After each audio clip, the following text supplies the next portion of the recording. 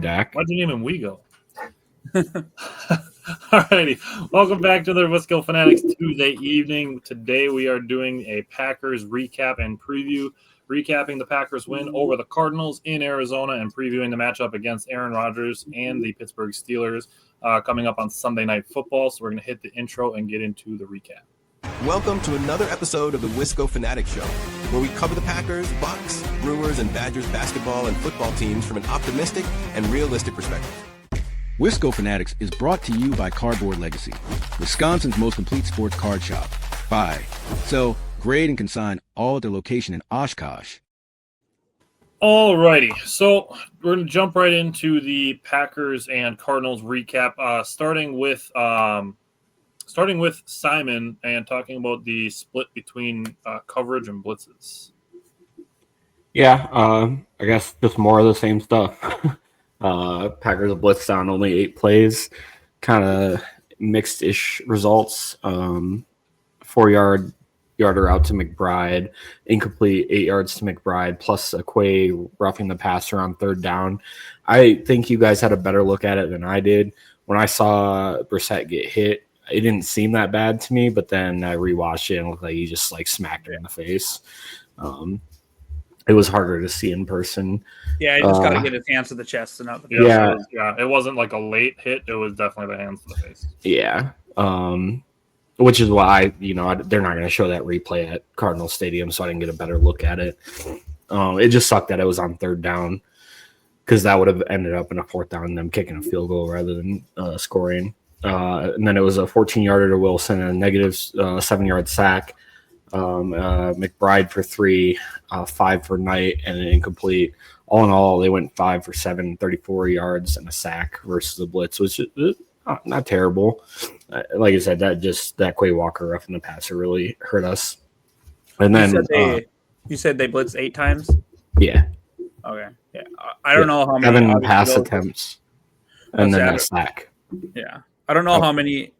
I'm just going to tie one of my stats in this real quick. Go for it. That kind of interesting is Quay Walker had 5 pressures, so I don't know if it came on all 8 of those blitzes or if it was maybe dropping other people in coverage, but I will say Quay Walker ended up with 5 pressures this game, so it seems like when they are blitzing, it's been a lot of Quay. Yeah. Quay had outside of that, I think Quay had we'll get there. We'll get there. We'll get game though. For sure, we'll get to Quay. Jake, and then one more thing. The Packers played a lot more like base defense this week. The defense ended up running 88 plays or something, and 26 of those ended up being in base, which is slightly higher than normal because Packers run a ton of nickel. I just thought it was slightly interesting. Mm-hmm.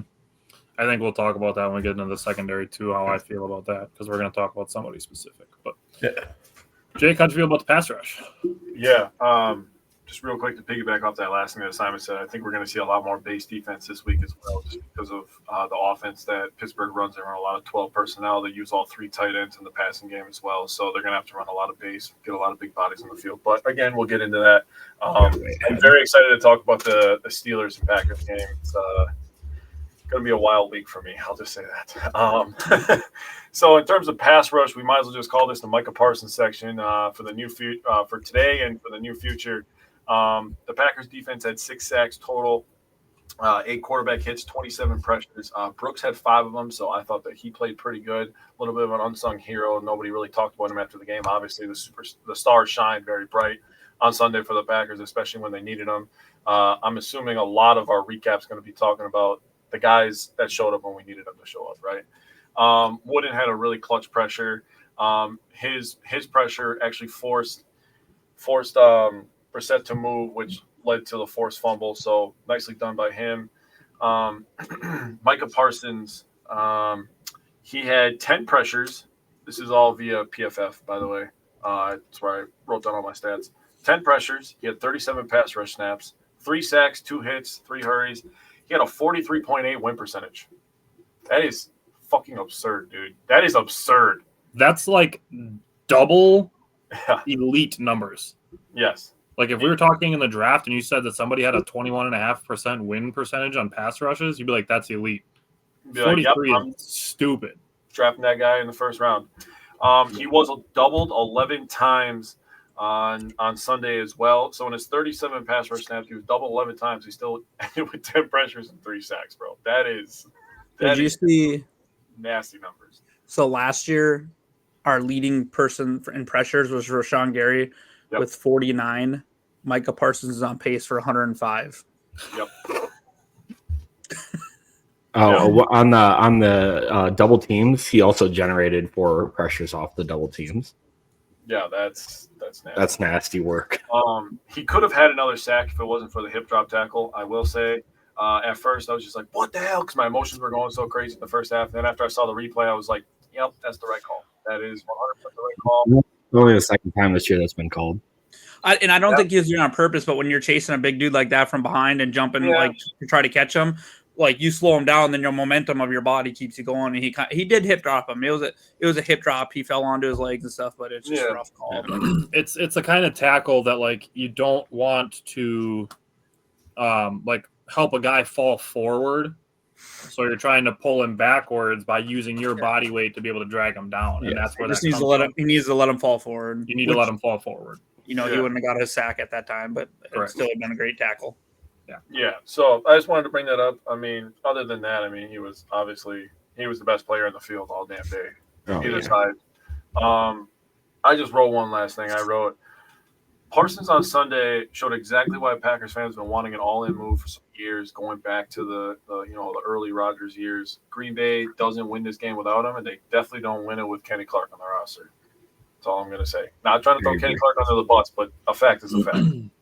If we're looking at the D line, without Devontae Wyatt and Lucas Van Ness, we absolutely could have used Kenny Clark in this game. Yeah. But I thought it was funny that Micah Parsons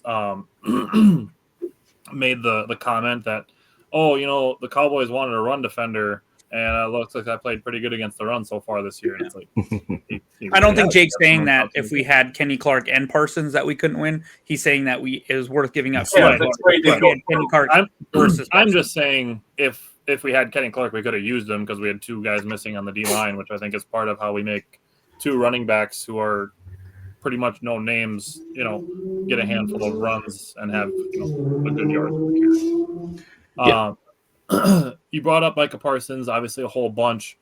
He is the only player in the NFL with 20-plus quarterback pressure percentage and a 20+% double team percentage this season. That's filthy. That's ridiculous. Yeah. So you're talking more than 1 in 5 plays that he is getting double teamed and pressures. So with that, Micah Parsons got his first sack on the first drive of the game on 3rd and goal, which was very helpful. Colby Wooden had a very silent first quarter, and then I complained about him, and then he played very, very well after that. More complaining. Did have 2 pretty good run stops in the second quarter.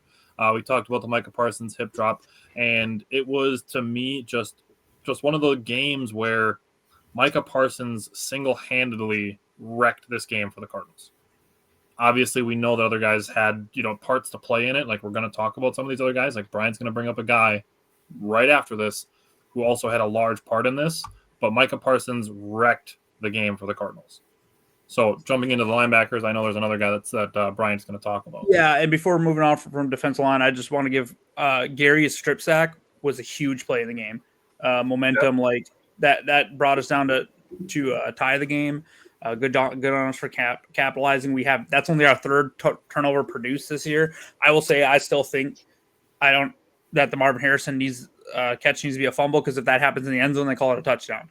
So it doesn't make much sense to me. But either way, great job capitalizing on that. So for linebackers, Quay, I mean, he had an awesome game. He had the penalty, which you like Simon said, that happens on 3rd down. It sucks. They end up, instead of a field goal, they're scoring a touchdown. But he also had 1.5 sacks, 5 pressures, 5 tackles, and he was just kind of all over the field. One of those, he was in on the QB sneak stop. Speaking of the QB sneak stop, moving on to Edgerrin Cooper, kind of had a quiet game, but he made that really big tackle on the sidelines to make it 4th and 1 that ultimately led to that stop. So without that tackle there, which was a really good tackle in space, he's running and ripping that guy, kind of twisting him out of bounds. If he doesn't make that tackle, that turnover on downs doesn't happen. And then McDuffie actually had a decent game, adding 5 tackles as well. So I think he was good in the run. He had 5 run stops. So, yeah. So pretty decent game there. They got torn apart in coverage. But a lot of that is going against them. Like, even if just because they're the closest or whatever. But it's definitely an issue. Like, so I'll just say it now, but I'll bring it up again later. But tight ends this year against us have 46 catches, 357 yards, and 5 touchdowns. Jeez. So I want to say like 5 out of the 6 games, like a tight end has been the leading receiver. So there hasn't been one game where we gave up less than 6 receptions to a tight end. So, or a combination of tight ends. So tight ends are killing us right now. But as far as missed tackles, the team as a whole only had 7 of them. It's kind of okay. Anything less than 10 is a good number in my opinion, because a lot, you're playing a lot of athletes that are going to break some tackles and stuff like that. Yep. So the linebackers only had 2 total missed tackles, but the team as a whole had 7 missed tackles. I think we pretty much take that every day. It's not great, but it's definitely not bad. It's acceptable, is what I would say. I'll definitely take it. I remember covering tackling when we still had Joe Barry, and I was happy if we were under 12. Yeah, but both of them were. I mean, Parsons and Rashawn Gary were not on the field on that QB sneak, and both of the linebackers, all 3 of them, really kind of, good job on the D line. But you see, I think it's Cooper that runs in from the side and really kind of hits him too, and kind of brings him down. So, just good job by them. Yeah, Darian, we do need better coverage against the tight ends. I think that might be something we talk about in a minute. But, Jake, how did they do 3rd and 4th down? So I tried to take a little bit different approach with some of my notes this week to try to give a little bit different look at it here. But overall, we let the Cardinals go 7 for 14 on 3rd down, which is not great for us and good for them. They had 23 total first downs in the game, 13 passing, 5 rushing, and 5 from penalty. 3 of the 5 on the penalty came on 3rd down. That really hurts.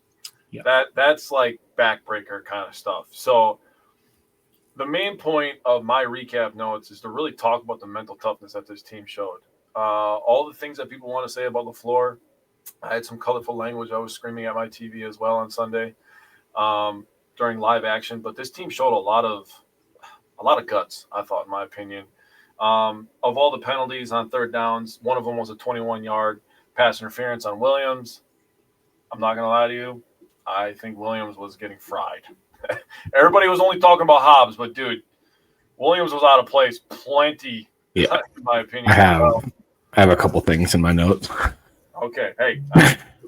The roughing the passer, as previously mentioned, and then Parsons' hip tackle also as previously mentioned. So I just wrote down lots of penalties, some mental errors in coverage, and some large gains. This defense was really frustrating the first 3 quarters.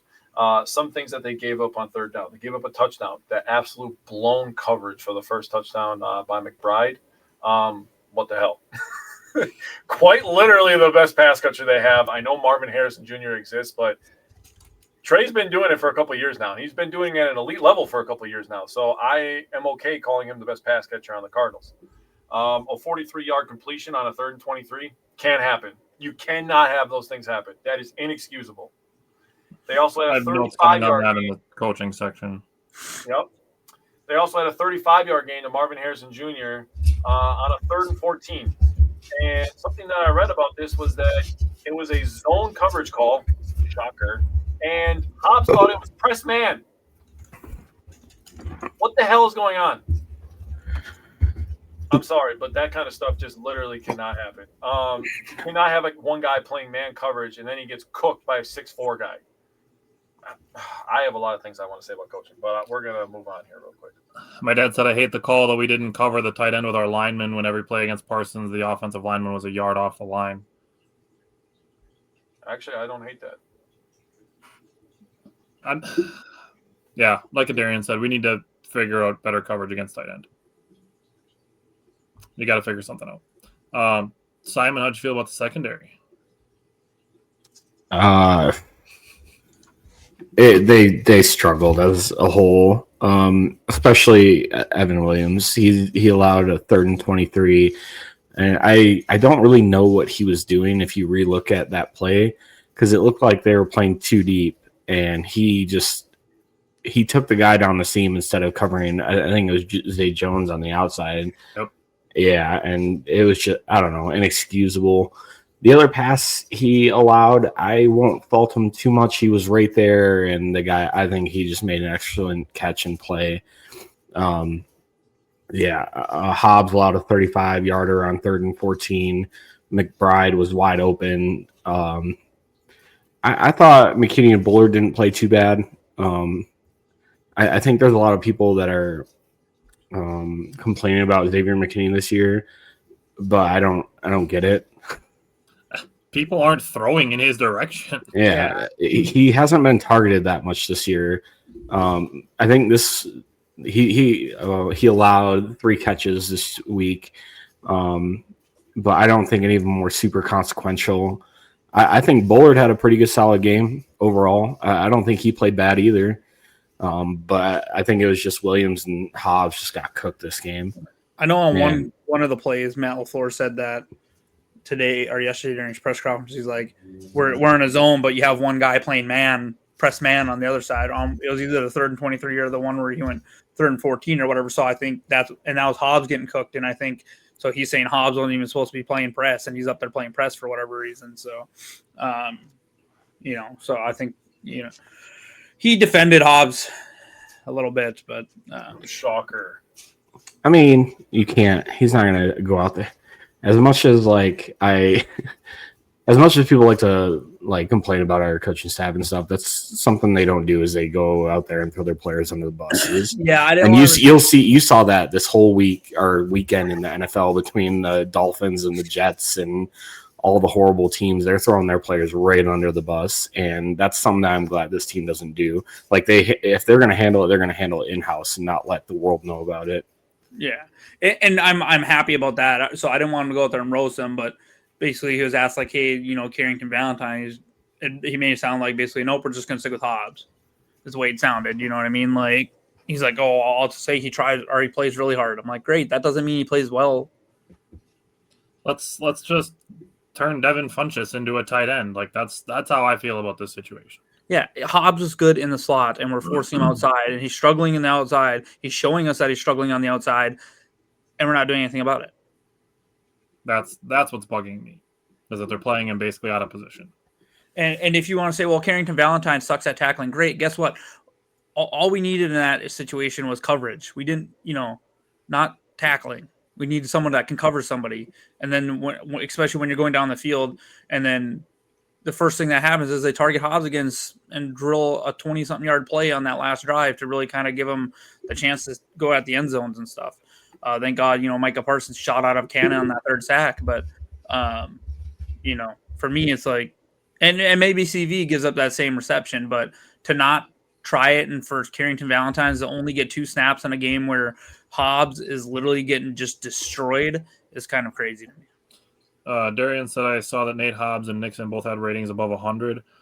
Nixon's when targeted was 116.7, and Hobbs when targeted was 118.8. Yeah, he was credited against with the touchdown. At least he had a pass breakup.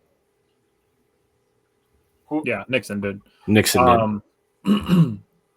Brandon said, just get better every week and we'll be fine. And I'm glad somebody brought this up, because I was going to say something at some point that we are in a position where the Packers are 4-1-1 at the top of the NFC. With the Buccaneers losing last night, the Packers have the best winning percentage in the NFC. Think about all the complaining that has happened about the Packers and the number of people saying, this team's not a contender, this team's not a contender, while they're at the top of the NFC. Now, I understand we're entering week 8, so we're kind of almost to the halfway point. I'll say after next week, we'll be at the halfway point. All of that said, Packers are technically at the 1 seed, and we know that there's 13 things they can do better. I would rather be in that position than to be like, okay, Packers are perfect. It's week 7, and Packers are perfect. There's nothing they can fix. There's nothing they can do better. I don't want to be that team that peaks in the first 40% of the season, coasts, and then falls asleep in their first round matchup and gets eliminated. I would rather have some discomfort knowing you can improve some things and get better, like Brandon said, every week. Yeah, and I agree with you. As long as we're, that's actually showing up on tape. And if it's not, then we do make the adjustments. And sometimes I feel like this coaching staff and everyone as a whole has been a little resistant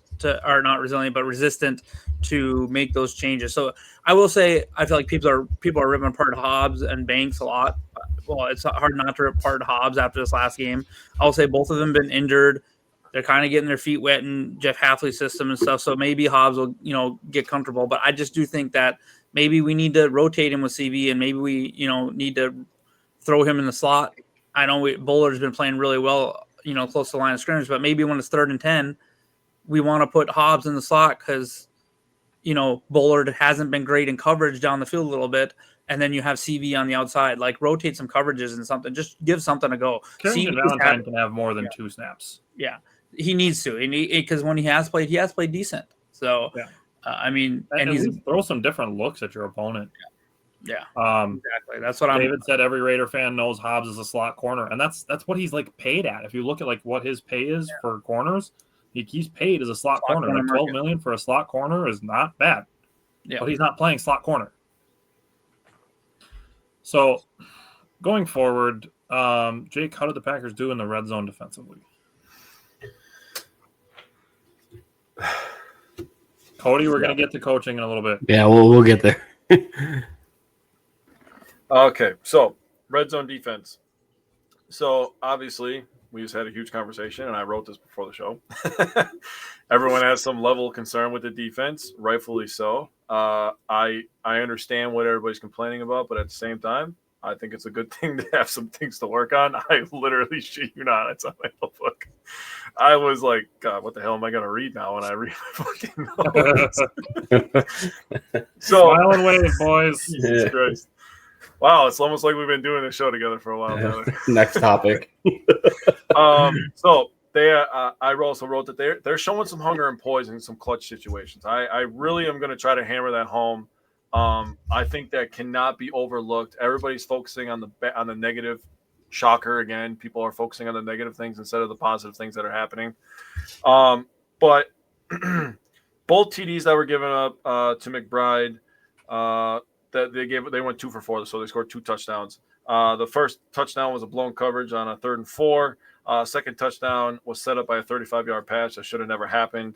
After that, that also gave them the lead. That set them up to take the lead, 20-13 going into the 4th quarter. After that, the defense was really locked down. Arizona had 24 plays in the 4th quarter for 82 total yards. That's only 3.4 yards per play. They had 2 turnover on downs and a field goal in the 4th quarter. So the Packers defense, when they needed to, they turned up. Which is good because they've been giving up a lot of points in the 4th quarter. Yes, they have. They've looked really good in the 4th quarter. Obviously, they took that personally. So, surprisingly improving section. Bryant, how did you feel about special teams? Yeah, I'll say we have another special teams issue, though, and but this time it's a good issue to have. We don't – Yeah. Havlicek has made it pretty hard to cut him, like straight up cut him. He just hit a franchise record 61-yard field goal. Hell yeah. I thought it only just barely cleared the No. But people are saying it was good from a long way. It was that could have probably been good from like 65 or so. I was going to say 64, but 65 probably, Yeah. I caution the fact that this guy was a substitute teacher or about to be a substitute teacher for a reason. So everyone's just like, oh, just cut McManus now and just move forward. It's like, he's if also we can getting ride this out, $15 million for the next 3 years. Exactly. And if we can ride this out and see how it goes, then, if McManus doesn't play this week, we don't rush him back and he has another big week, then it's a conversation maybe. But for me, Brandon McManus is also, I'm pretty sure he was a kicker for the Super Bowl team, was he not, for the Broncos? I would have to look. Yeah, he's like 36 years old. Yeah. So this is a guy that has, now here's a guy. Sorry. I was about to do that. Now here's a guy that has a lot of experience and has a lot of big clutch kicks. So let's not be a prisoner of the moment and be like, nope, just goodbye, McManus. And then we have kicking issues again because we let McManus go to the Giants or something, and then the weather starts turning. Exactly, and Haverslick gets the yips. If anything, this is just another like Goody like gem where we might turn this into like a 7th round conditional pick. Nothing crazy, but if the Giants call and McManus is healthy and they're like, hey, we'll give you a 7th conditional. Haverslick comes over here, he stays our we'll give you a 7th and maybe or whatever. It's for Haverslick. One of those things where you can let McManus heal for another week, and then, like you said, you can field some offers in that time. The trade deadline is 2 weeks away. Exactly. So you can say, hey, Giants, give us a 6th, and we'll give you Haverslick and a 7th. Yeah. Something like that. I'll say every kick that Haverslick has kicked, I feel like it's been like dead straight. There hasn't been left or right movement on it. He's just been drilling everything. So yeah, as much as I'd love to carry 2 kickers on the freaking roster the rest of the year, I just don't, know if that's feasible, especially with Watson and stuff coming back. But it's a good problem to have. I'll say this will be a big challenge if he kicks in Pittsburgh, because Pittsburgh is one of the hardest places to kick in the NFL, especially the open face towards the Allegheny River that has a lot of wind and everything. So our aside from the kickers, our return game, I don't feel like looked very good this time. Our return defense did have that one really bad play at just an awful time, like to give up a 39-yarder plus a face mask, which is like the 2nd or 3rd week in a row we've had a personal foul on special teams returns. So that needs to get cleaned up. I think it was Mosby who was activated for the first time of the year this week. Yeah. So that put him essentially right into field goal range, like right after we tie the game. We turn around our 45-yard line. Yeah. And then the one thing with Haverslick, I know Coach LaFleur said yesterday he didn't want that ball kicked into the end zone after we scored the go-ahead touchdown. He wanted them to return that because he was like, well, we're not going to let one bad play, dictate what we're going to do. Because really, for most of the year, we've been pretty good stopping people well, shy of the 30. So maybe that's where, McManus is a little bit better. But overall, just special teams, they were a positive this week for sure. Last week I felt they were pretty neutral. This week they're definitely a positive. Like that, a 61-yarder. Also, kudos. Not to never mind. Tyler talk on that, but I was really glad to see that happen because I was ready to fire off a message like, why the hell do we not just get it to middle field and take a, I thought for a Hail Mary, and then he trots out a kicker that just drills a 61-yarder. So I'm like, oh, well, that works too. But for sure, I thought we were just going to kneel it, and I was my head was going to explode. So I want to use it as a transition point because we talked about how important Micah Parsons was, and we don't win the game without Micah Parsons. We don't win the game without Lucas Haversick.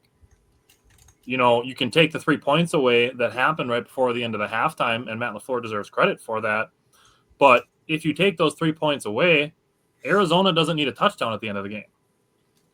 A field goal wins it for Arizona. The Packers could have lost this game 25-23 or 25-24, I mean. So the field goal right before halftime, absolutely needed in this win because that made the Cardinals have to go for a touchdown at the end of the game. So with that, shout out to Matt LaFleur for not kneeling in that situation, get a big chunk to Golden and steal 3 points right before halftime, and you getting the ball back right away. Obviously, it didn't work out. I think it was Dobbs in the middle of the game. It was Dobbs. It was Dobbs, yeah. Was it Dobbs? Yeah, it was Dobbs. Okay. That was his 22-yarder.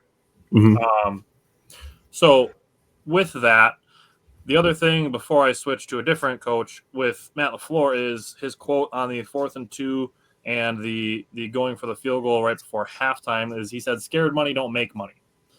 And then the other thing that he said, which was on the 4th and 2 towards the end of the game, instead of kicking a game-tying field goal in that situation, going for the touchdown, he said Love's reaction as he was coming off the field when they were sending the field goal unit out, that's what prompted him to change his mind. He said if Jordan Love feels like they can go and pick something up, that he's going to put the ball in the players' hands and let them play it and that they're going to figure it out. And I love that, honestly. I also to jump in real quick, I do like one other thing he said before you go on to the other coaches. He did call himself out for that horrible 3rd down play call because he basically said, well, my thought was if we don't get anything, we'll just go for it on 4th and 1, but then I felt like we were further back. But he does this like once a game, or when we're one of these close games, though, he does this horrible ass third down call that these little pitch outsides or whatever, which is just that twice. Yeah, he did that. We call a timeout and we do that turnaround handoff that was all botched to Wilson on a third down play where we get stuffed. I'm like, what are we doing? We have Josh Jacobs, who was running much better in the second half. Just hand it up if you know you're going to go for it on fourth, give that bowling ball 2 shots right up the middle to get that first down. Don't do this weird pitch outside crap.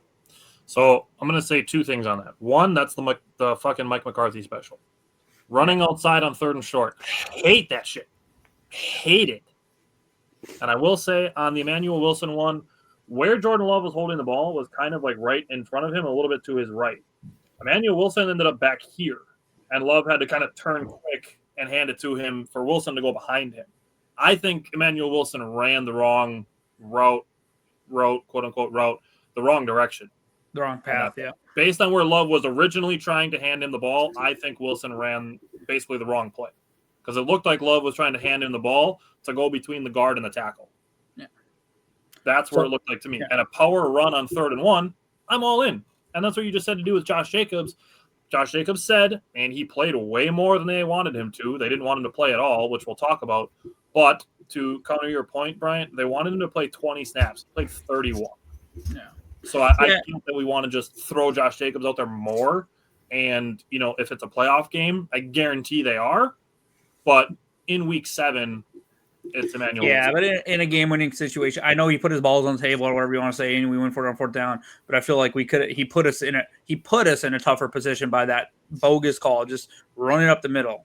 Or even if you don't want to do Jacobs, if you don't want to do Jacobs, how about we give Chris Brooks a couple carries when Emmanuel Wilson isn't playing all that well either. Chris Brooks, I feel like he's been erased all of a sudden for no reason, and he can catch the ball well. And he can run the ball well, and all of a sudden he's erased. Like, if you need a little bowling ball, then use Chris Brooks there and let him run up the middle twice. I can run the craft shaft. Okay, my problem is that that Josh Jacobs has a calf injury, and you're trying to run a speed out with a guy with a fucking calf injury. That's the dumbest thing I've ever seen in my life.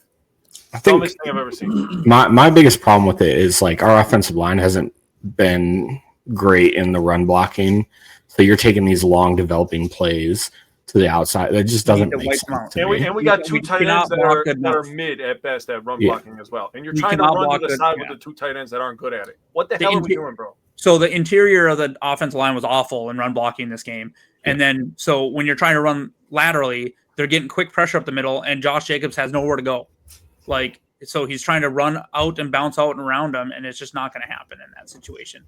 So this is where I need, this is where I want LaFleur to either give it to Chris Brooks and let him run up the middle. Like, make him part of the game plan again a little bit, just a little bit. Cody's saying something that I'm going to echo, and I'm going to say much, much more about when we get into Jordan Love.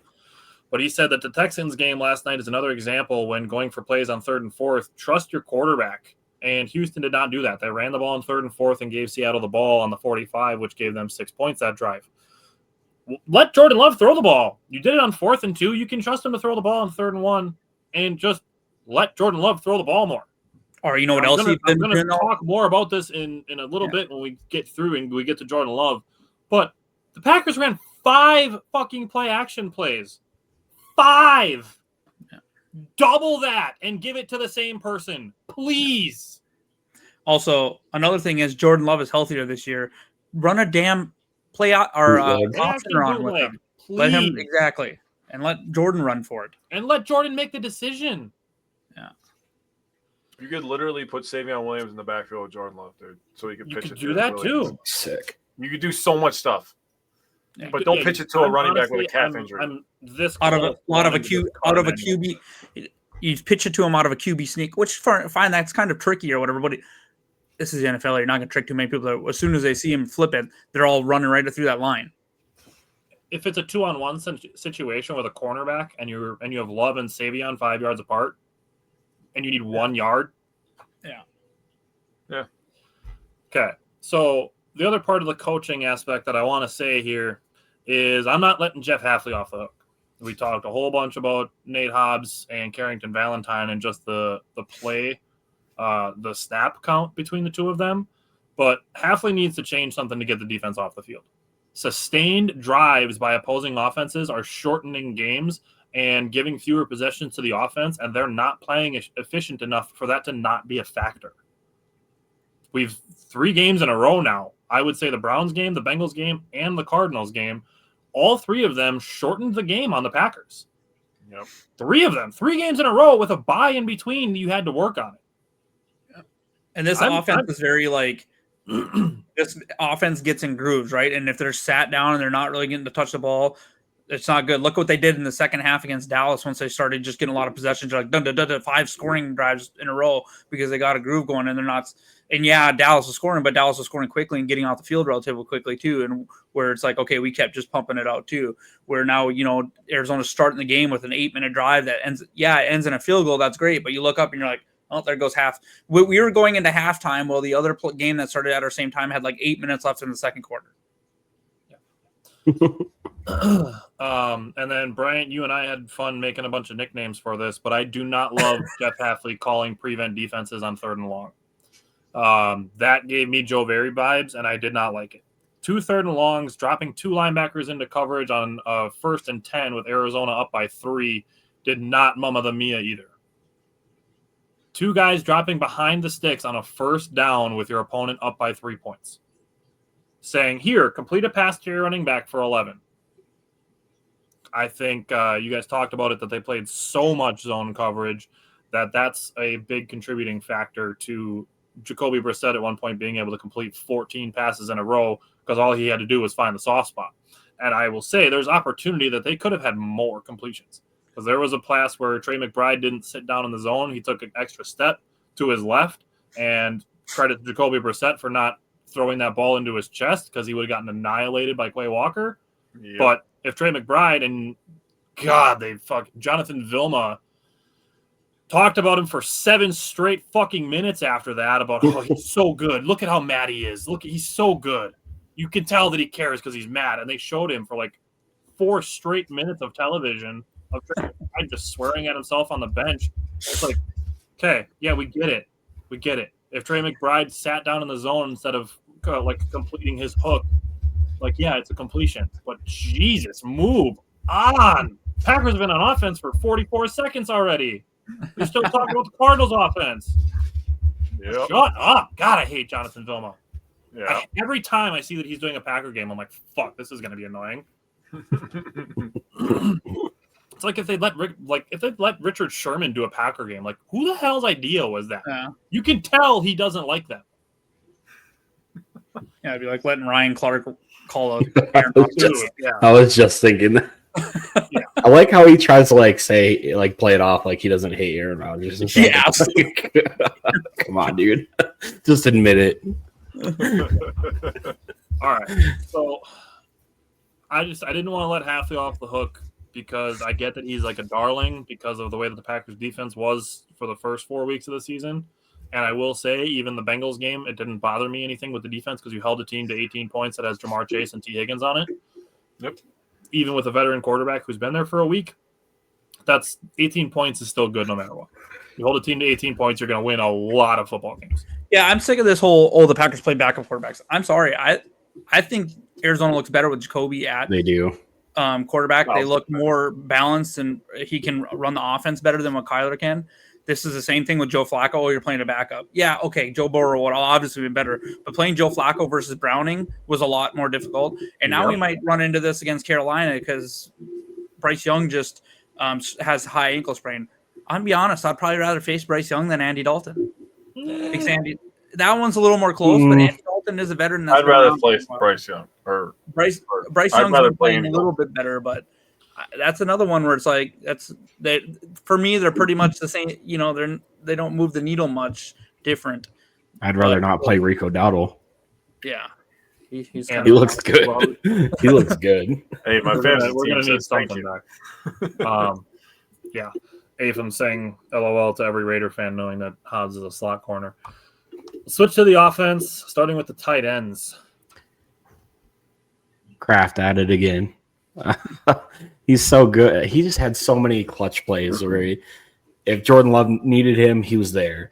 And that the 4th and 2 play I mean, Jordan Love literally just stared him down, and Kraft just ran it.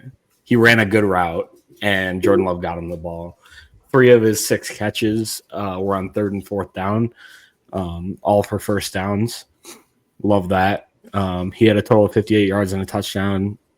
John Fitzpatrick,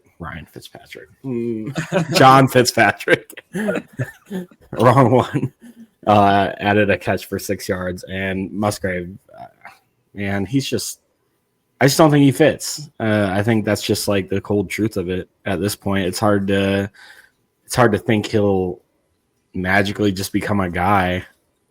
He's just sort of there. I know we're still in kind of guy. Yeah. I like his talent a little bit. I just don't think he fits in what we're trying to do. And I know it's only year 3, so technically we're going to hold on to him barring like a trade next year or whatever, but it's hard to see him. I don't know what the deal is. I think he's spent too much time injured to figure out how he fits. Yeah, and maybe he comes back next year and we see a lot more of him, but right now it doesn't seem like he fits. We'll see. Apham said Kraft's stock is up and just keep running Musgrave out on the fake motion jet sweep. I feel like there's going to end up being like one big play this year where Musgrave ends up wide open and he'll get to the 5-yard line and trip on his own feet, but it'll be a big play. But we just haven't seen it yet, and it's going to tie into something I'm going to say later when we get to talking about Jordan Love. But Brian, how do you feel about the wide receivers? Yeah, I mean, I'm going to say it's pretty clear we're missing Reed and Watson at this point. They're going to be, if Watson can get back this week, is going to be a good addition. Aside from Dobbs and Golden, there's pretty much no one doing anything. Wicks, I know, has been injured off and on, but even when he's been on the field, he really has not. He's pretty much been non-existent. So Reed is a little bit further out. We're probably looking at after. I don't even know when it's going to be, but after his foot surgery as well, I don't know if he's working off the side or anything yet. I'm thinking the earliest I've seen is like week 14. Yeah, I was going to say week 12 to week 14 would probably be my guess, like for a playoff run. But hopefully Watson will have to be activated this week. I will say that does not mean that he will be active during the game. So we'll get our hopes up, but don't be surprised. And if he is active, I'm thinking 10 to 12 snaps probably. But either way, if we can see him on the field, Matt LaFleur said he's looked good. I'm kind of jumping ahead, but for this game with the wide receivers, Dobbs was once again solid, 6 for 72. That's a great game by him. He had a quiet game. Like, I don't remember seeing much of him, and then I looked at the stat line, and I was like, oh. Because he's just so, like, he's such a safety blanket for consistent. He's just consistent. He reminds me a lot of like James Jones, like during that trio of wide receivers. Not necessarily the same type of receiver, but just very quiet and consistent. Then Golden, he was more quiet than I wanted him to be. He had 4 for 37, but 3 of which produced a first down. Tyler shared this stat with me. Golden's actually leading the league on 3rd and 4th down, averaging 23.6 yards per reception on those downs, and then 189 of his 249 yards, which is 75.9% of his yardage, has come on 3rd or 4th down this year. What that's telling me is that they clearly trust him on 3rd or 4th down. So I wish they would trust him a little more on 1st and 2nd down with anything other than an end around. Can we get the ball in this guy's hand? He's just so good. Like, that to me says that, like, the people that think that the Matthew Golden breakout is coming, the fact that they are trusting him, he is on the verge. Like, I know he's not putting up huge numbers like Igbuka, and then I seen someone like that Golden tweeted LOL right after Tez Johnson got his first touchdown. And then these bum like outlets that try to be Packers reporters are like, oh, he's mad because Tez Johnson got his first touchdown for him. I highly, highly doubt that. Matthew Golden has been an integral part of this offense already. He's not putting up huge numbers, but he has been a factor for us this year. There's several other like wide receivers, like rookie wide receivers that haven't gotten their first touchdowns yet. Yeah, so Golden is showing that he's going to be a very, very good wide receiver for us already going forward in his career, barring something going wrong. So, but overall, pretty quiet night from the wide receivers. Golden and Dobbs were pretty much the only ones that did anything. Wicks did have one catch for 5 yards. I'll say Malik Heath is pretty much just turned into a blocker at this point.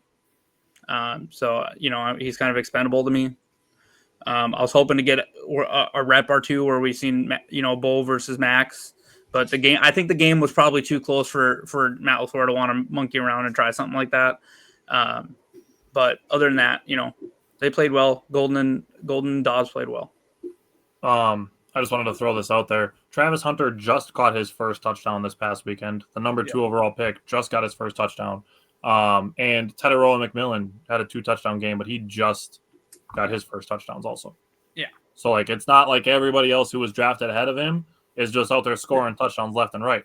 The other one that I want to bring up and make fun of is the Bears for selecting Colston Loveland ahead of Tyler Warren, because Colston Loveland is not doing anything. And everyone knew that Kyler Warren was a better tight end. Everybody knew. When they drafted Loveland over Warren, we laughed. I was laughing. Me and Simon were laughing in the damn crowd. I will say I liked Loveland more than Warren, but I couldn't believe they selected him. I said that to you guys during the draft. I like Loveland more. Bro, Tyler Warren's a much better blocker. And Tyler Warren is a monster. He's a much. I will see. It's also like early. I think if they didn't have Cole Kmet, I think Loveland would be producing more as well. And then why did you draft Loveland? Because they're the Bears franchise. I'm just saying. That's sad that's an acceptable answer, bro. Make bad decisions and get extensions for it. Hey, they're pretty excited. They're 4-2. I was kind of hoping Detroit. I was really hoping Detroit lost last night because I wanted to see the Bears fans maybe just start tearing apart the Lions fans because they were ahead of them in the division again. That would have been already hit them for all the crying they were doing this week. So on the passing game distribution, like you said, Romeo Dobbs had 8 targets. Tucker Kraft had 6 targets, caught 5 of them. 10 had 10 and caught 5 of them. Matthew Golden had 4 and caught 4. At least that's what I saw. Am I wrong? I think it just depends. God, a PFF does something weird, right? Like if they have a throwaway, they still count it as like changed. A target. Yep, it changed since I looked it up yesterday. Now it says 8. Yeah. But if you look on like NFL films, they credit Kraft with 10. And a PFF originally had 10, and now I see that it's 8. And now, yeah. Okay. We'll go with that. We'll just call it 9. We'll be in the middle. We'll call it 9. Caught 5 of them. Golden was 4 for 4. Nobody else had more than 2. Cody brought up they also passed up Jaden Daniels. And Drake May. That's 2. Drake May's a monster. Odunze has been good. Odunze's been better now that Keenan Allen is gone and he's got more opportunity. That's true. Yep. But he's been good this year. He looks good. I agree. With that, Jordan Love 3 for 3 behind the line of scrimmage. So it's not like one of the things that I saw people complaining about Matt LaFleur is that he's being so conservative and running everything behind the line of scrimmage. Jordan Love only had 3 throws behind the line of scrimmage. So I don't think that part of it is accurate. I get complaining about running east and west too much in short yardage situations. That part I totally get. But the Matthew LaFleur is holding Jordan Love back by having him throw short too much. Like that part of it I don't think is accurate. Jordan Love was 12 for 16 from 0 to 9 yards, 4 for 5 from 10 to 19, which was an area of opportunity that I identified last week. So it was good to see him have a good game there. And then 0 for 2 on 20-plus yard downfield situations. Should have been 1 of 2. Should have had a touchdown on a 4th down early in the game. I think if Love throws that a foot shorter, Romeo Dobbs gets a 40-something yard touchdown. So I think it should have been 1 of 2. My problem with that is only 2 deep shots. Again, I mean, Arizona was playing. They were playing to take high. away they were playing a lot of too high. I'm still gonna say something when we get into the Jordan Love. Okay. So put a pin in it because I'm gonna it all of it adds up. So jumping into the O-line, Brian, how did you feel about the O-line? Yeah, I thought they did really good in the pass protection game. I thought overall they looked really well there, and that's kind of the story with this offensive line really for the last several years. Really good in the pass blocking, not so great in the run blocking. The interior is kind of awful. I thought they really struggled. Jenkins, I feel like, has not played all that well at center pretty much all year. He had another not beautiful game. It looks good when they're not giving up any sacks or anything, but still you're not producing as like we're talking about that. If they're playing better, that they might help Matt LaFleur escape that horrible play call on those couple, and actually make a block and, plow some people over. And I think Josh Jacobs saved them a couple times too. Yeah, I agree. So I will say, for Morgan, I feel like he's still trying to settle in. This was the first game that he played all the snaps there at right guard. So Sean Ryan did not play any.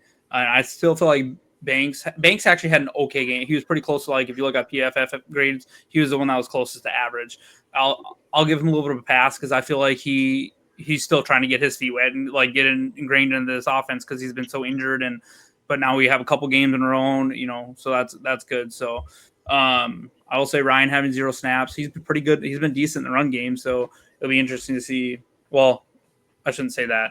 He has his moments, but the reason I'm glad we stick with Jordan Morgan is because Jordan Morgan last week looked so good. Every big run by, Jacobs, Jordan Morgan was right there trailing him. So he was, or at the second level. Yeah, exactly. So not great in the run game, but overall when you can hold, and I felt like the sack that they got on Love, I feel like he kind of got ran into by his own player a little bit, it was kind of a lot of traffic there. I'd have to go back and look at it, but originally I thought he tripped over his own player. So I don't know, maybe the defensive lineman reached around and kind of tripped him or whatever, but, overall, really good game a really decent game from the offensive line. Only 1 penalty, 2 penalties, but overall, yeah, pretty good. Brian, Simon, how did that play into the run game? Really, I mean, just shout out Josh Jacobs. He was truly questionable going into the game where he had to do a pre-workout with the guys and convince the training staff to just even let him play. Yeah. He said he felt like he was healthy enough to play, and I think he had an overall good game. Obviously, the Packers didn't play him as much as they usually do, so he only had 13 carries, which is a season low for him. But he went for 55 yards, 2 touchdowns, 37 yards after contact, 4 missed tackles, and he had 1 catch for 3 yards. That's 23 touchdowns in 23 games for the Packers. We're just going to keep this rolling. 1 touchdown every game, I guess. Emmanuel Wilson. 3 weeks in a row. Yeah. Emmanuel Wilson went 6 for 17. Love, again, I think he was so close to making my bold predictions perfect. We had I forgot what was pressures, and he had 22 rushing yards. Oh, 3 yards away from my Simon Says both coming through. Close. I did get my one that both Gary and Parsons get a sack, right? So that was kind of nice. So close. But like I said last week, Love's just been so good at identifying when he can rush. And he ended up with accounted for a fumble, and luckily it just kind of fell back into his lap. So just got to hang on to the ball a little bit more. But he's been really good this year. Huh? He got rocked by Buda Yeah, he Baker, did. dude. But he just popped up smiling, and I love it. Yeah. I'm like, yeah, what's up? It's good to see him healthy this year. I'm starting to learn that Jordan is probably a little more sturdy than we thought because he absolutely destroyed. Yeah. But, he looks a little thinner on TV, but I don't think he's that thin. He's a good size kid.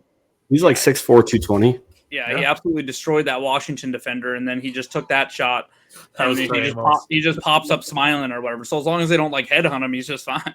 Yeah. Yep. Simon, anything else you wanted to say on the run game? Nope. Josh Jacobs is a beast.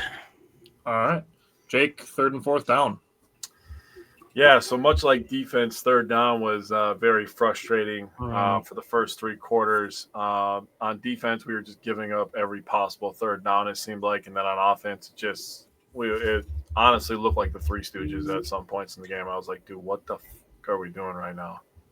And I don't want to make excuses, but I know that, the delay with the airplane, they were trying to run stuff in the tarmac. I mean, that does maybe have something to do with it, I know, but in not knowing how many snaps Josh is going to play and stuff, you're already without 2 wide receivers. Now, Bryant already touched on the, missing Watson and Reed. They definitely missed Jaden Reed. I can tell you that right now. When he went down, all the deep shots started to disintegrate. He goes deep quite a bit from the slot, especially. I just don't understand why you can't do that with Matthew Golden, but whatever. I guess it's a discussion for a different day here. It's going to be a discussion for about 5 minutes from now. Yeah. They got 19 total first downs, 10 passing, 5 rushing, 4 from penalty. They were 3 for 10 overall on third downs. Some of the play calls, I didn't understand. I know a way to fix the third down offense. Throw it to 85. It's pretty goddamn simple. He's elite, bro. You either give it to 8 or you give it to 85. I'm not even shitting you. It's that simple. Or 87. That's it. Yeah, 87 works too. 87's okay. I think he's a little bit overused. I think some of those targets need to go to Matthew Golden. Just my opinion, he has a little bit more breakaway speed, but whatever. All right. In the red zone, the Packers were 3 for 4 on touchdowns. They were 4 for 4 on scoring drives. The first one started at the 16-yard line. Josh Jacobs ran for 3 yards, and then they had 2 incompletions and got a field goal. The second trip to the red zone was a really nice pass play from Jordan Love to Matthew Golden for 17 yards to get him down to the 7-yard line. Showed really good touch on that play. On first and goal, Josh Jacobs had his first touchdown, a 7-yard touchdown run. The third one was after a roughing the passer penalty. They had first and 10 at the 11-yard line. Manuel Wilson ran for 4 yards, and then on 2nd and 6, a play-action touchdown to Tucker Kraft. Like, I don't understand how you can consistently run play-action, and it works for you, and you don't try to do it more. Like, I've been pretty vocal about being very pro play-action, but five play-action attempts? Like I said before, double it, please. The fourth red zone opportunity after Jordan Love hit Tucker Kraft for 15 yards on 4th and 2. They had first and 10 at the 14-yard line. Josh Jacobs had 3 runs to turn that into a touchdown. So, again, 3 for 4 on touchdowns, 4 for 4 on scoring. And we can talk about Jordan Love now. Okay, Simon, I'll let you go first. I'm going to go last because I have a lot of numbers that I'm going to throw out. So, Simon, how do you feel about Jordan Love? Overall, I think this was his worst game of the season, if I'm being honest. I think he just missed throws that I feel like we've consistently seen him make this year. That 4th down play to Dobbs, and I thought that 3rd down play both to the end zone, 3rd down play to Wicks. I think Wicks was open enough, and he just overshot him. I think the fumble it's not like an issue for Jordan Love or anything, or I don't feel bad about it, but that could have easily, a football bounces whatever way it wants, and that's something that could have gotten away from him a little bit. But on a lighter note, I think Love made some really clutch throws in this game, both to Golden and Kraft. I thought he made some absolutely great throws. As far as like people saying Love doesn't show up in like big areas, I think it's been the complete opposite this year.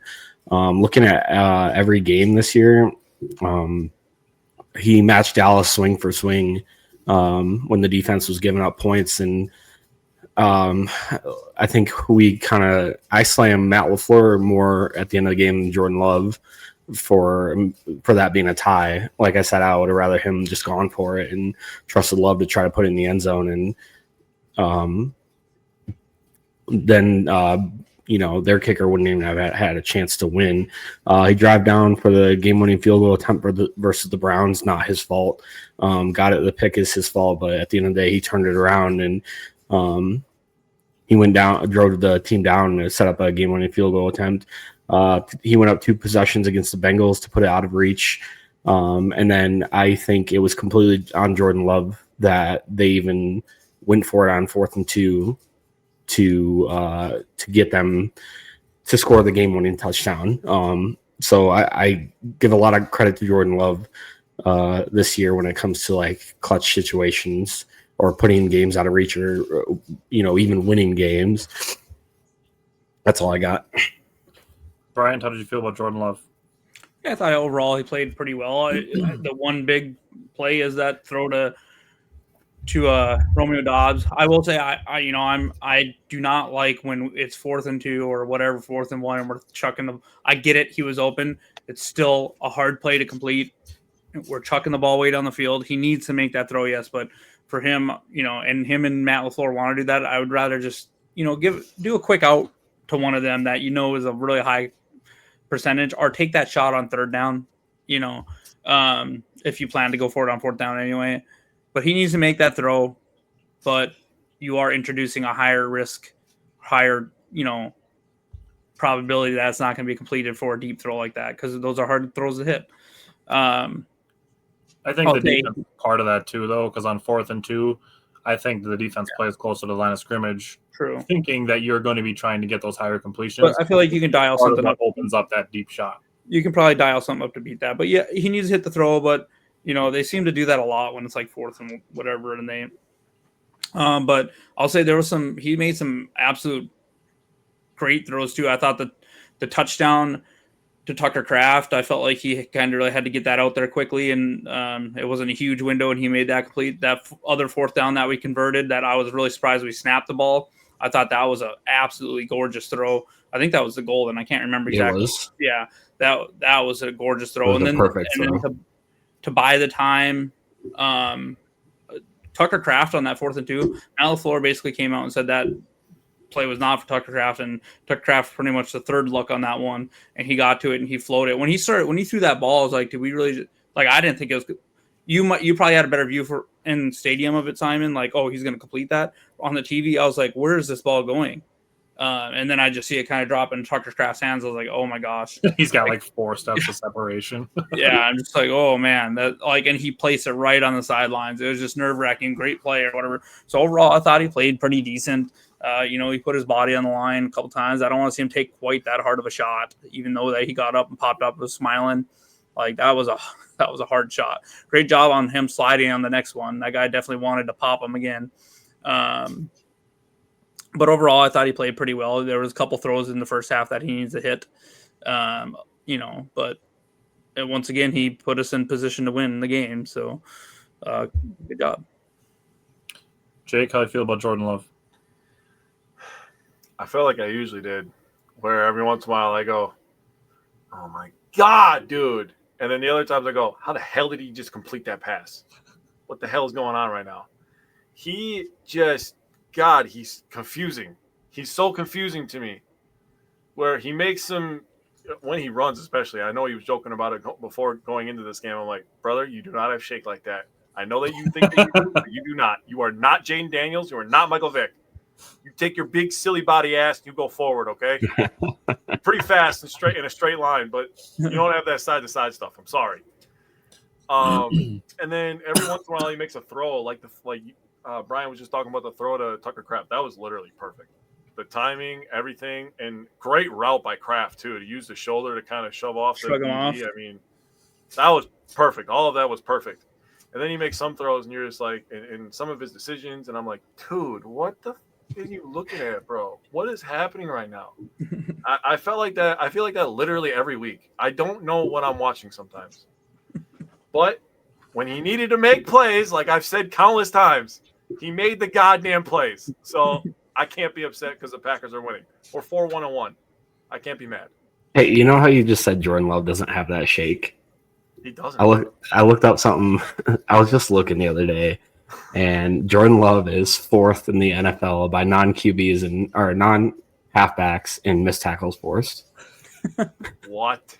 He has 6. I wonder how much of that is in the pocket though when he's using his feet to move. I don't think it counts because I was looking at rushing grades. Classified as in a scramble or in a rusher as a rusher. I will say I thought he did that nice cut this game and made someone miss him. He had one. He probably made 4 people miss on one run versus Washington, bro. That's literally probably what happened. I'll have to look it up. Well, if you haven't watched it yet, watch the mic'd up by Edrin Cooper because he does call him. He's like, run, silly body.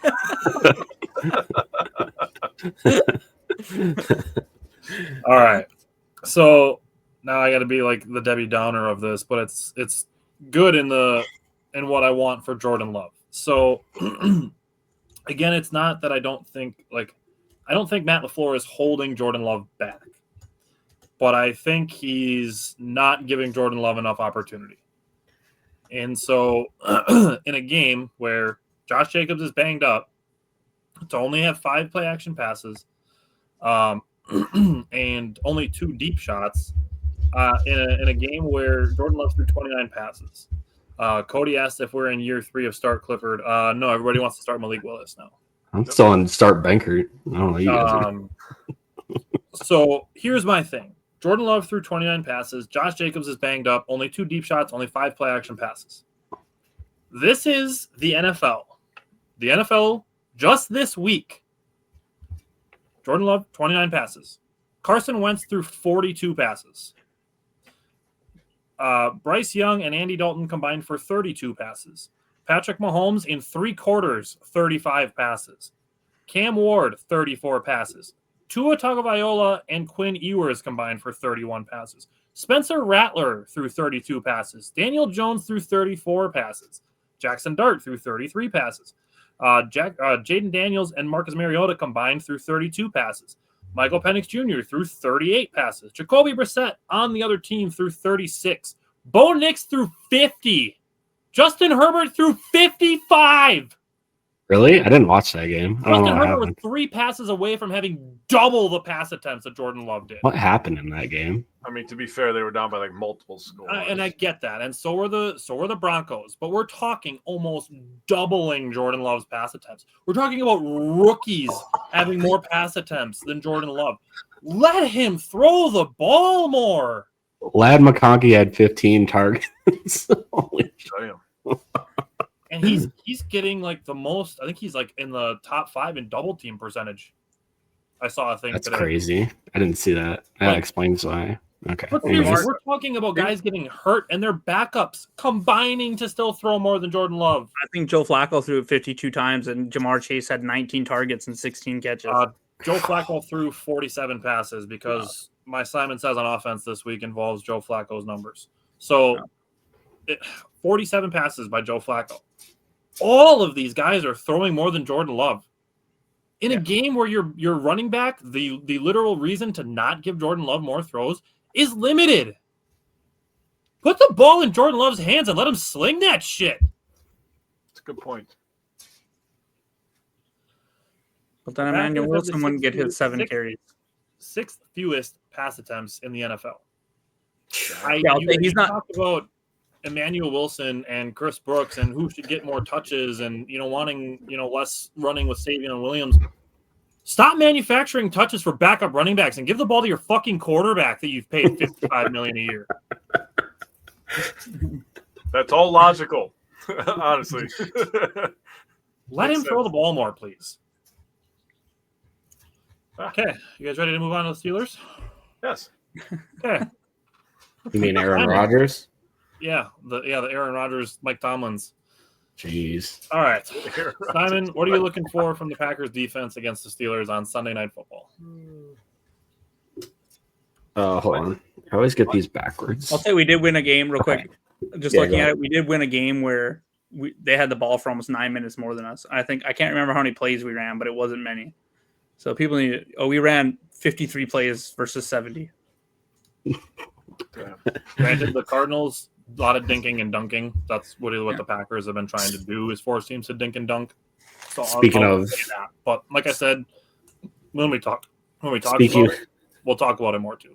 Speaking of dinking and dunking, Rodgers is tied for 4th in the league in sacks taken as like a low amount with only 9. He has the 2nd lowest average depth of target in the league, the 5th lowest time to throw, so he's getting the ball out of his hands, and he's also a master manipulator in the pocket. It is going to be hard pressed to get Aaron Rodgers on the ground this week, and the Steelers don't have a great offensive line.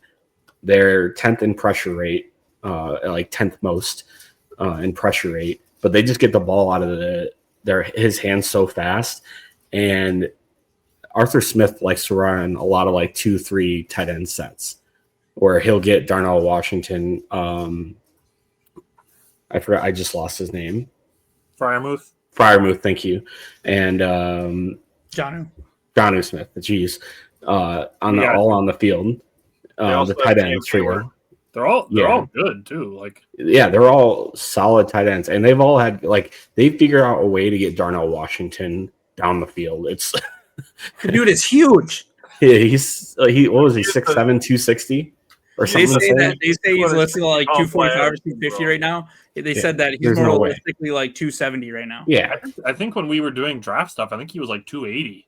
yeah, he was like 270 or 280. He looks like an Brother. offensive tackle running down the field. Yeah, Except Brother, he's you put him 4 next inches to his taller. left tackle. he is can move literally too. He's not like slow. I mean, Jake and I had him as our top tight end from last year's draft. Yeah, yeah, he's fun. He's definitely fun to play. I think we all wanted him in like the second round or third round. But they like to get a lot of 2-3 tight end looks. It's going to be a matter of getting in their face, force them to run a good route, not let them run down the field. Also, I like Jalen Warren a lot. I think he's a really good player. And he's definitely a spark plug, and he can cause a lot of problems. He is their Those most are literally aside from DK, he's definitely their most explosive playmaker. I don't even talk about DK because I just don't. I don't know. He's. I will say the Steelers' offense looks a lot better now at what I thought they would be.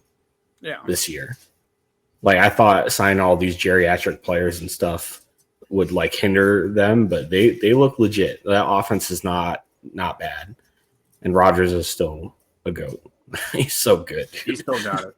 Yeah, he's still got it. It's gonna be I frustrating. think every time I'm like flipping through the channels or whatever, I see a Steelers game, I just like message you guys. I'm like, Rodgers still looks good. Yeah. I actually been watching because I'm still a huge Rodgers fan. I know some Packers fans can't get over that. Like I love Aaron Rodgers. Yeah, So I've watched every Pittsburgh Steelers game this year. Simon pretty much brought up a couple things that I highlighted was who wants the first sack on Rodgers? Yeah. Who wants it? Go get it. Like you hard. said, he's quick getting the ball out, but Micah Parsons has been pretty damn quick at getting to the quarterback. Yeah, Rodgers he's just so good in the pocket. As much as I praise Jordan Love, I think that's something he really took away from Rodgers was his ability to manipulate the pocket and avoid sacks. So the one thing for me too, because am I going to jump into mine then? Yeah, you're good. Oh, Jake, you're up. Go ahead. Sorry. No, so before I go on to tight ends, Rodgers still wants to take a couple shots a game, and I think this defense or this offense wants to do that because DK wants to get down the field. So I think those are going to be your couple chances to get to Aaron Rodgers. So we need to make him pay, and this is where maybe McKinney can get his hands on a ball or something. Rodgers has thrown a few interceptions. I'll say 3 of them are legitimately on him. The other ones probably weren't really. Like the one that happened this weekend where this Cincinnati player ripped the ball away. Like that's not on Aaron Rodgers. Another one was a really bad tip or whatever. Yeah. But when he would have hit Freiermuth for touchdown in the end zone. But so as I said earlier, tight ends have 46 catches, 357 yards and 5 touchdowns against us so far this year in 6 games. While Jonnu Smith, Freiermuth, and Darnell Washington are all going to be heavily involved in the game. And actually their running backs, Gainwell and Warren, are heavily involved in the pass game as well. So 4 of the top 5 reception receivers on the Pittsburgh Steelers are running backs and tight ends. They have DK Metcalf has the most receptions at 22. Their next closest wide receiver has 10 receptions on the year, and that's Calvin Austin. So you're going to be seeing a lot of passes to tight end and running back, and that's where these linebackers once again need to be ready to play close to him. And I think this is where you want Javon Bowler to play good, or maybe this would be a good game to have Hobbs in the slot where he's better coverage. We're going to need to cover these tight ends and these running backs. Otherwise, Rodgers is going to pick us apart, and he'll do those. I guarantee we'll see a couple of those things we're used to seeing, where he just looks out and does some little like this to DK Metcalf, like a smoke screen, and he's going to stand up and he's going to whip it right up to DK. We got to be ready to freaking tackle that guy because otherwise, we've seen him do it. He can take it 80 yards to the house. So just be ready. And then Warren is a little bit of a problem. If he gets into space, he's hard to bring down. He can make some plays. So people, they need to be ready. This is a good team that we're coming up against. This is a playoff team we're coming up against. So, and this team could have very easily been, 5-1. Once again, Aaron Rodgers brings his team down the field, puts him, we've seen this happen with us too. Game-winning touchdown, which should have been a game-winning touchdown. His defense lets him down. But so this is a very good team we're going up against. you guys both kind of touched on Jaylen Warren, and the thing with him, he's been very good. He, in my mind, has shown why the Steelers were right to let Najee Harris walk. Yeah. Well, Najee also sucks. Well, but I mean, like they used him as a bell cow. I don't like him. He was serviceable, but He has a role. Yeah. to Oh let yeah, him for walk sure. and basically say, okay, our last 2 years backup is going to be our starter now. Najee will get you 3 yards. Not anymore. That's pretty good with the running back with one eye. Downs. Oh my God. Anyways, Jaylen Warren showing why they were right to let him walk. He's averaging 99 scrimmage yards a game. And then the other thing I was going to say on Jonnu Smith, when the Packers played the Dolphins last year, Jonnu Smith was all over the place. I think he had like 13 receptions last year. Yeah, that was nasty. I don't think it was quite that many, but it was not fun. No, I think it was. He was very, very heavily involved. So, Jonnu kind of had the Packers number a little bit the last time they played. So, Jake, what else are you looking for from the Packers defense? Yeah, I just wrote down that the Steelers' rush attack isn't really a threat. They use the short passing game because of the lack of running game, so they throw it to the tight ends, the running backs, kind of stuff that you guys have been saying already. Green Bay obviously is very good versus the run as well, so that kind of should negate any running game that could happen. Obviously, Rodgers is going to check into it when he has to. He's seen every single defense. We've seen this guy for a long time. Bryant, I'm in the same boat. Rodgers is my favorite Packer of all time, dude. I've watched a lot of Steelers games. I still enjoy listening to the Green 19. Like, I still do that every once in a while before games. I get myself hyped up. I'm like, Green 19! Like, I get into it, man. Like, he was part of my childhood, man. So we were really in the generation with the transition from Favre to Rodgers, so that was a big moment for us, when we lost Aaron Rodgers. Obviously, we've been pretty lucky with Jordan Love, but back to the Packers defense. DK Metcalf is fast. We cannot let him get in the open field. We have to gang tackle this week. Warren is Warren is also very hard to stop in the open field, so gang tackling is going to have to be a thing that has to happen. If I'm Hafley, I am doubling DK Metcalf. I am not letting DK Metcalf beat me. I know that Pat Freiermuth is good enough to win some one-on-ones. I'm going to let the Roman Wilsons and the Calvin Austin the thirds of the world try to beat me in this game if I am Jeff Hafley. Hafley, if you somehow see this, I swear to God, if you let Hobbs be one-on-one with DK Metcalf, I am coming to your house. Do not let that happen without safety help over the top. I would rather Keyshawn Nixon follow him everywhere. Just put a goddamn safety over Hobbs. It's not that difficult. And don't let it be Evan Williams because he's too goddamn slow, clearly. He's been not bad this year. Dude, Evan Williams has been fine. It was just this last game. He's had a couple this year on the boundary where he's been too late. It's happened a couple times. I know the defense has had good performances, but I've seen it. I'm telling you. Bryant, what are you looking for for special teams this week? Yeah, I mean, we'll just have to keep an eye on the Manis injury. I talked about the challenges of kicking in Pittsburgh. I won't feel very comfortable with anything over 50 yards this week because it's just not – it's something like crazy. Like the longest kick in that field, that stadium is like 55 or 56 yards or something, or maybe unless Boswell broke that finally. But it's not an easy place to kick in at all. So speaking of that, they have Chris Boswell. If this comes down to a kicking competition, we're probably going to lose because Boswell's used to kicking that in that stadium, and he can make those kicks. So he's a very solid kicker. So, we need to put up points on the board and, don't leave it in special teams' hands. Maybe Haverslick can get it done or McManus, but I'd rather just, score touchdowns versus field goals because it's not fun to kick there because the field conditions are kind of crap and you have a lot of swirling wind and stuff. So I will say they don't have – none of their returners have been overly dangerous. I feel like Whelan really hasn't played all we've seen him first couple games. It's like, holy crap, this guy's just bombing the ball, putting inside 20. The last couple games, I feel like he's accidentally kicked a couple in the end zone. He had one pretty egregious one against Arizona that he had 68 yards of room and he still put it into the end zone. It's like, you got to put that in the 10-yard line, buddy. You can't do that. So yeah, pal, buddy old pal. I'm gonna write him a letter, I think. But yeah, so hopefully, he can flip the field for us and, Yeah, just continue doing what they've been doing where they're not losing us games. But, this last one, they pretty much won us a game to a certain degree. But I don't think we need them to do that. I just think we need them to be solid. Yeah. Improving, I would say that they're trending in the right direction. On coaching, I know I already hammered on it, but Matt LaFleur, let Jordan Love throw the ball 30-plus times, please. I get that, again, if Josh Jacobs is healthy, that's a reason not to. But if Josh Jacobs is any sort of questionable, put the ball in Jordan Love's hands more, not in Emmanuel Wilson and Chris Brooks' hands more. Other aspects of coaching need fewer penalties, especially when several of them result in first downs or automatic first downs. 10 is too many penalties. And then, again, teams are possessing the ball too long. Bryant kind of alluded to it. 34 minutes and 10 seconds of possession for Arizona is about 5 minutes in the wrong direction.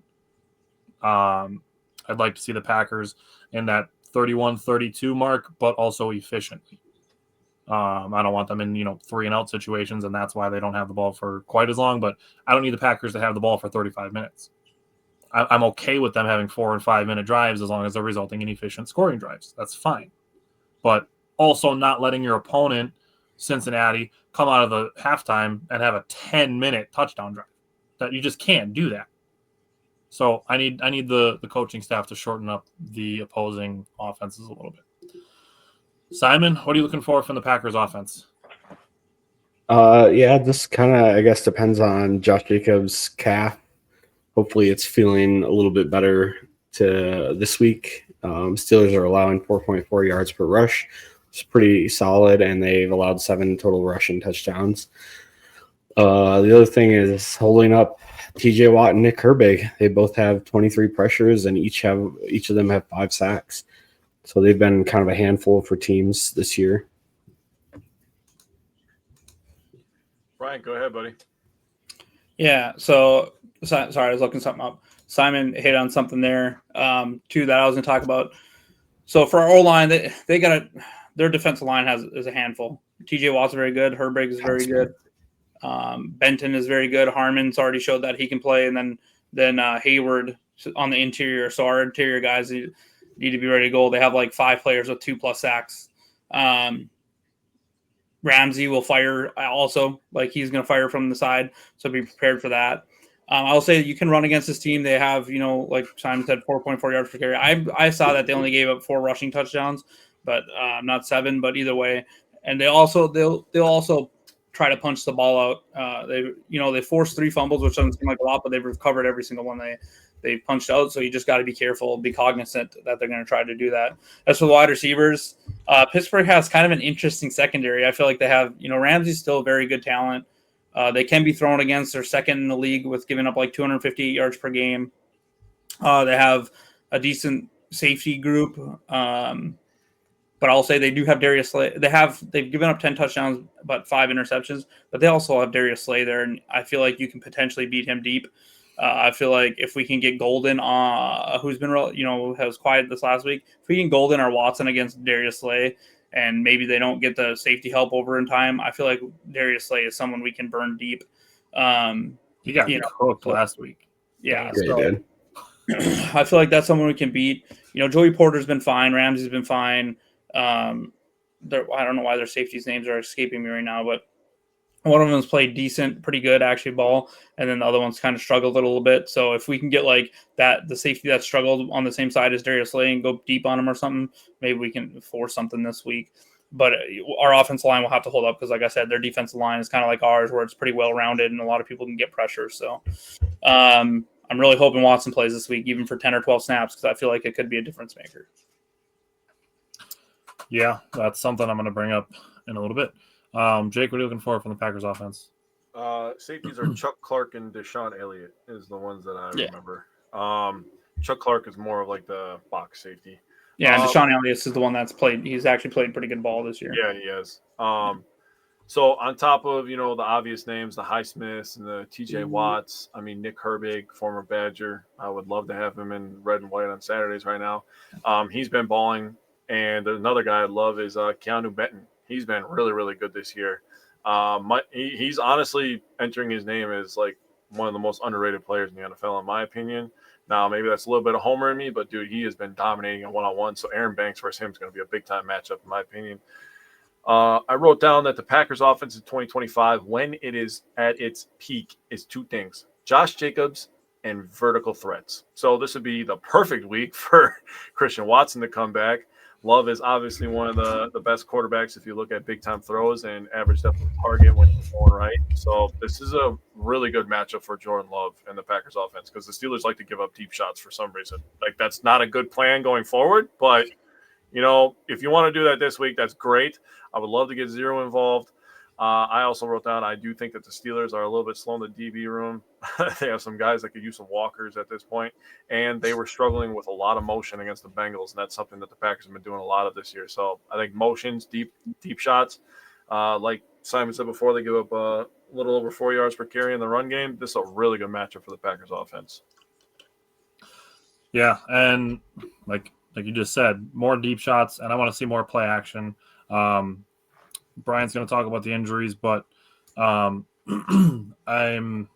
looking at the passing game distribution. If Dontavian Wicks can't play, if Watson can't play, I'm fine with Dobbs and Kraft getting most of the targets, with Matthew Golden and Josh Jacobs getting chunks of them after that. Other than that, please give Malik Heath snaps to Savion Williams. I don't need to see anything from Malik Heath. I don't. He played 25 snaps last week, 23 snaps this week. Like, let Savion Williams have his snaps. Like, Malik Heath was not targeted at all in his 23 snaps. He had, I think it was one target last week. Like, let's get Savion Williams on the field. I think he's much more of a piece of our future than Malik Heath is. And until Christian Watson is back, I just don't need to see Malik Heath on the field. In the red zone, Pittsburgh is allowing the fifth lowest red zone touchdown percentage at 47.83. Cincinnati scored touchdowns from 8, 29, and 5, and then had 4 field goals, 3 of which came in the red zone. So Pittsburgh has bent, not broken, but also given up a lot of points. If Green Bay gets 5 tries, I'd like to see 3 scores. I would love 4. The Packers are currently scoring touchdowns on 72% of their red zone tries. So, again, if they're between 60 and 80, that's pretty much where they're average. Again, I'd love them to be at 80. I would be okay with it if they were at 60, because that still exceeds what Pittsburgh allows. So, Bryant, what are those injury designations we're watching for? Yeah, so for the Steelers, there's pretty much nothing really to report. They are coming. Don't forget they're coming off the mini bye, so they do have that little bit of advantage over us. They a little extra rest, so I didn't see really anything of concern on their what I can see so far injury report. But for us, it's going to be Wyatt, Lucas Van Ness, which Matt LaFleur said he wasn't overly optimistic that he would play this week, but that. He says overly optimistic. I don't know. Maybe he's a little optimistic. And, Matt LaFleur is tongue-in-cheek when it comes to all these things. So Wyatt, Van Ness, McManus, Christian Watson, obviously, and then Dontavian Wicks.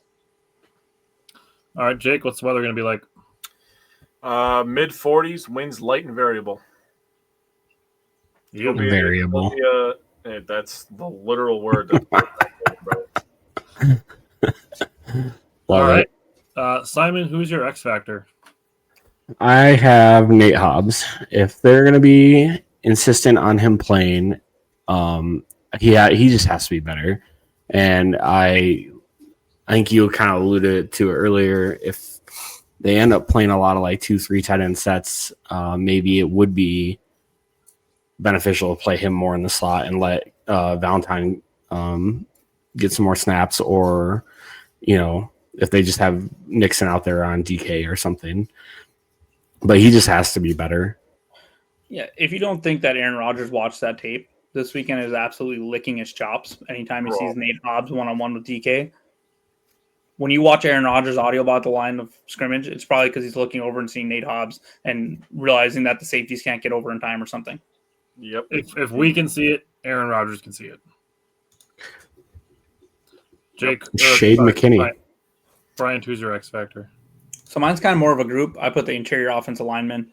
I just feel like, TJ Watt and Herbig and stuff are going to cross some disruption on the outside, but we can't let a lot of quick pressure right up the middle. Otherwise, we're in trouble. So we need the interior offensive line, who have not played all that well, although their pass blocking has been good, to step up and make sure they're not letting Harmon and Benton and all them get right up through the middle. So is Harmon off the injury report? I know he was banged up. He wasn't on their injury report. He was good to go. All right, Jake, who's your X factor? I have what pass rush duo will be better.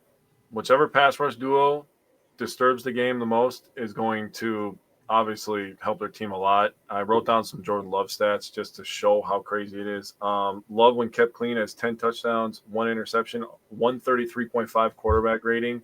He has 7 big-time throws and 1 drop pass. When he's under pressure, 0 touchdowns, interception, 38.1 quarterback rating, 4 big-time throws and 4 drops, so that's not helping him, obviously. Pittsburgh also blitzes on 31.6% of their snaps, and their third down blitz percentage has gone up from last year. It was 16.9. This year it's 33%. So how Love navigates that blitz is going to be big in this game.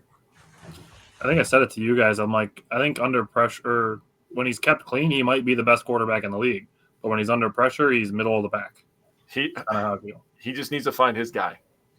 I don't care if I literally don't care if Romeo Dobbs is getting 15 targets a game. Find your guy on third down. Yeah. And just throw him the damn ball. Yeah. My X factor, second week in a row, but I wrote really big in bold letters, please, I need Watson.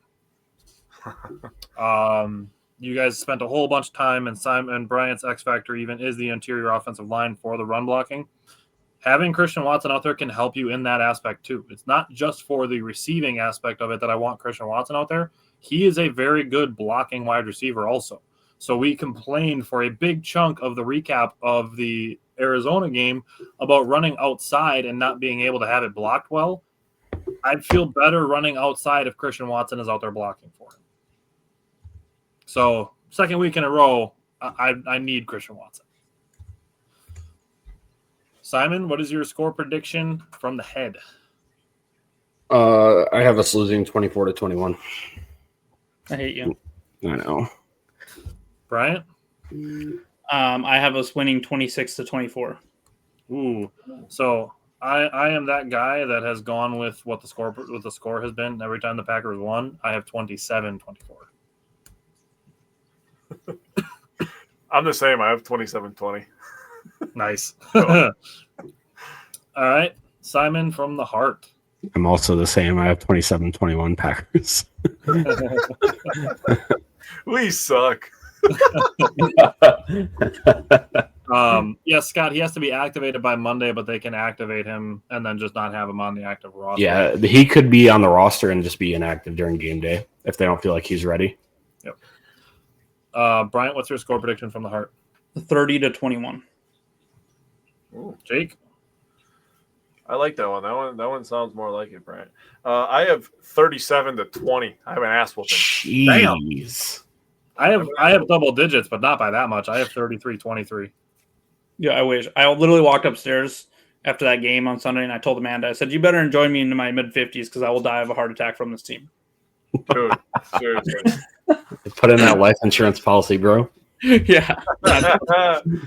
She's like, yes, only 16 more years. I will say Matt LaFleur said something that even though he's gone, that Craig Counsell said when he was the coach of the Brewers, that pressure is a privilege.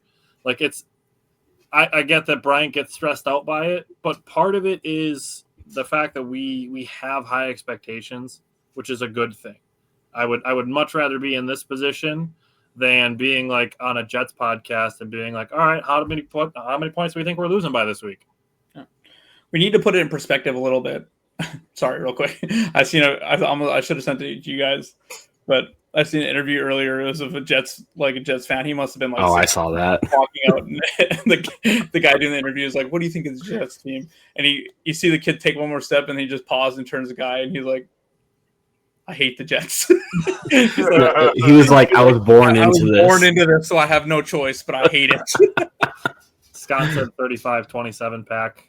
Yeah, but if we put it in perspective a little bit, Green Bay is the only one-loss team in the NFC. They're the only team that has not lost in the conference. They're number one in the conference. And then one other thing I'll say is I heard, I don't remember which media head was talking or whatever, but they basically said that there was someone that went around and listened to every, like, a bunch of fan bases, like other like fan podcasts and stuff of teams that have expectations. They said every single one of them are like doom and gloom and think their team is like struggling. So it's not out of the norm, but it's good that we can kind of like, well, this is what's going good and this is what needs to improve or whatever. We definitely see the flaws. It's, you know, they know what their flaws are. They just need to fix them. So. And again, we don't want to be peaking in week 7. We want to peak in week 21. That would be the best week to peak. That would be the best week to peak. Very true. Okay. And like, yeah. Jumping into Simon Says, Bryant, I'm sure you probably have more than 2. Just 3. Okay, just 3. I'll have the bonus. You can go first. Okay, I'll tie up the 2 in together. This is good. Okay, first of all, I want to preface this. This is gonna be hard because I think this is a game we drop. Okay. I put that Jordan Love throws for more yards and touchdowns than Aaron Rodgers. And then the other one is that if he comes back, Watson welcomes himself back to the NFL with a 40-plus yard touchdown. I like it because I can't remember which one of you said it, that the Steelers cornerbacks are like aging and they're not very fast. I think if Watson comes back and plays a handful of snaps, I think he's going to get a long reception, whether it's a touchdown or not. But he's going to get a long reception in this game. And I like the idea that Jordan Love could pass for more touchdowns and yards than Aaron Rodgers. Yes. All right, do offense. For the 3rd time in 4 weeks, Matthew Golden gets his first touchdown. It's going to happen. It's going to happen. I'm just going to keep saying it's all right, so I feel good. LOL. I thought he was so it happens. I thought he was about to get it this game on that one catch where he started rounding the corner. I thought he was about to bump it out. I thought so too. All right, so mine ties into, like I said, with Joe Flacco. I put that Love outdoes Flacco's 3 touchdowns versus the Steelers with 12 fewer pass attempts, which would be 35. And Flacco had 47. No, I'm sorry. Can you say that again? Love outdoes Flacco's 3 touchdowns. Okay, 3 touchdowns. So he has 4 touchdowns. I mean, it's possible. But I have the opposite. I have Josh Jacobs running for 3 touchdowns. One of us will be right. Or both of us. Yeah, I put up 60 points. Yeah, Packers drop a cool 58 on the Steelers. No big deal. That'd be so sick. Somehow we still find a way to win 58 to 56 just so we couldn't relax, though. Yeah. Don't even put that out there, dog. Darnell Washington, 4 touchdowns. 4 in the 4th quarter. All right, let's go to defense. Yeah, my bold prediction, and maybe this is how we get the win, but I put Green Bay gets a pick 6 off of Rodgers. I literally wrote down, I don't care who it is. This will be Rodgers' only game versus the Packers. I want a pick 6. Yeah. That'd be funny. Which would be crazy because he just doesn't throw those. He doesn't do it. He's had like 5 in his career. Yeah. Jake, you got one for defense? I have the Packers force 2 turnovers in one game. 2 of them in one game. We haven't seen that in a long time. That kind of works into mine. Oh, he does have 5. I wrote Rodgers has more turnovers than touchdowns. That'd be sick. Dude. If he does that, your score prediction is ass, Simon. Straight up. But that was my initial thought. That was my head. I was like, I think this is a game we drop. Well, Pittsburgh's a tough place to play on the road. It is, and that's kind of what factored into it. I can't say I'm not on the same page as you. I cannot pick against them. We've had this conversation. I can't watching the Bengals that we just held to 18 points, drop 33 on them right after that. I'm like, okay, yep, we're good. Don't forget they had just came back from overseas off a bye too, and going on the road on Thursday nights suck. So yeah, that's weird. Alrighty, well, we went to Detroit for absolutely kicked their ass up and down the field last Thanksgiving, or a couple Thanksgivings ago, and that was a Thursday night game. So Scott put up a bold prediction. Oh, I wrote it down. Oh, Scott put down for 4 sacks for Michael Jesus. Parsons. That'd be sick. That'd be amazing. That'd be I'd so be surprised nasty. if Packers got 4 as a team, but if Parsons Yeah. have all of them, I'm give him not another sure how 47 I would million. I feel. don't even give a shit.